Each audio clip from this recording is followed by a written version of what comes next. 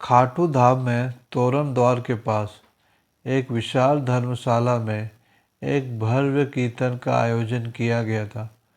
देश के नामी भजन गायक वहाँ उपस्थित थे और पूरा वातावरण भक्ति रस से डूबा हुआ था।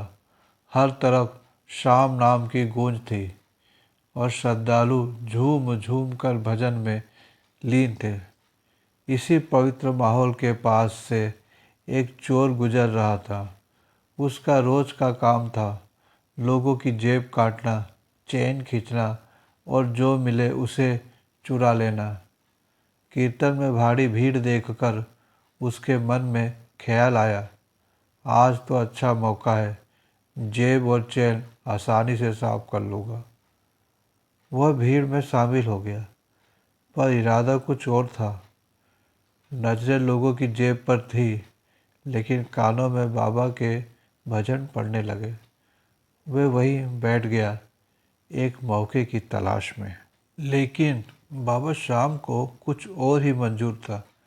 जैसे जैसे भजन आगे बढ़ा, उसका ध्यान धीरे धीरे कीर्तन की ओर खींचता चला गया। भजन की आवाज़, भक्तों का समर्पण और माहौल की पवित्रता ने उसके मन में कुछ बदलना शुरू किया।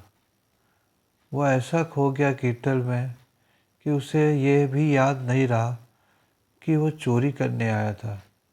समय कैसे बीत गया उसे पता ही नहीं चला। जब कीर्तन समाप्त हुआ और भीड़ छट गई तो उसके होश लौटे। तभी उसे याद आया, मैं तो चोरी करने आया था। लेकिन अब उसके मन में कुछ टूट चुका था और कुछ नया जाग चुका था। वह वही जमीन पर बैठकर फूट फूट कर रोने लगा और बाबा से कहने लगा, बाबा मैं ये सब अपने लिए नहीं करता। मेरे घर में छोटे छोटे बच्चे हैं। मेरी बूढ़ी माँ है जो बीमार है। उनकी दवाओं के लिए, बच्चे के खाने के लिए ही ये सब करता हूँ। आज भी वो मेरा इंतज़ार कर रहे होंगे। सोच रहे होंगे कि मैं कुछ खाना और दवा लेकर आऊँगा, लेकिन मैं कुछ भी नहीं ला सका। वो लगातार रोए जा रहा था। उस समय वहाँ पास ही खड़ा एक सेठ यह सब देख रहा था। वो शुरू से ही इस चोर पर नज़र रखे हुए था और अब उसकी आंखें भर आई थी। सेठ को जैसे महसूस हुआ कि खुद बाबा साहब ने ही उसे उस चोर की मदद के लिए भेजा हो। सेठ चुपचाप से उसके पास गया और पूछा, तुम सच में चोरी छोड़ सकते हो?